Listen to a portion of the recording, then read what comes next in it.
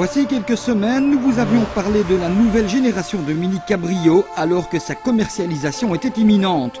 Depuis, elle a entamé sa carrière et nous en avons pris le volant pour quelques centaines de kilomètres, cette fois dans des conditions estivales contrastant pour le moins avec le grand froid autrichien retenu par la marque anglaise pour la présentation internationale.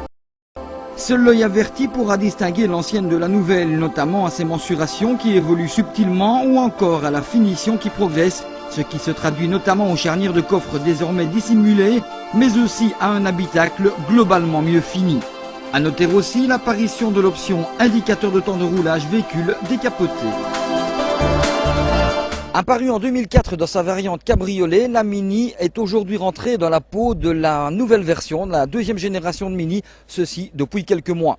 De celle-ci, elle a conservé la capote de toile avec toit intégré, mais surtout elle s'en distingue à ses arceaux de sécurité affleurants, des arceaux de sécurité rétractables et plus esthétiques, ce qui contribue aussi à un plus grand volume de charge pour le coffre.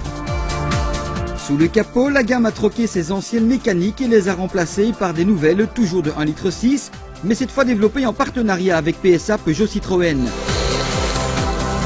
Dans notre cas, il s'agissait d'une version 175 chevaux réservée à la finition Cooper S.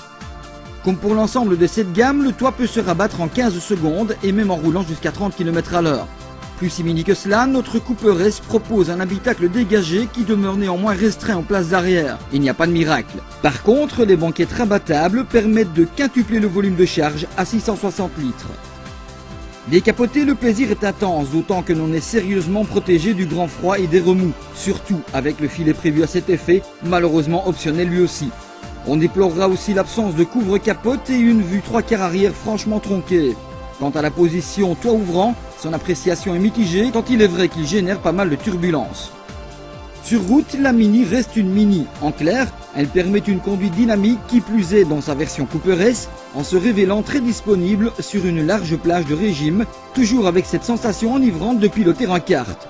Si tenue de cap et freinage sont probants, la rigidité, pourtant annoncée accrue, aurait pu être meilleure. Mais on appréciera un ESP pas trop intrusif et la sonorité à l'échappement très sport, de même que les excellents sièges au maintien idéal. Plus mature, mieux finie et plus performante, la nouvelle Mini Cabrio est la parfaite illustration d'une évolution réussie. À son bord, il est en tout cas agréable de savourer ce fameux plaisir de conduire cheveux au vent, de tout temps ou presque.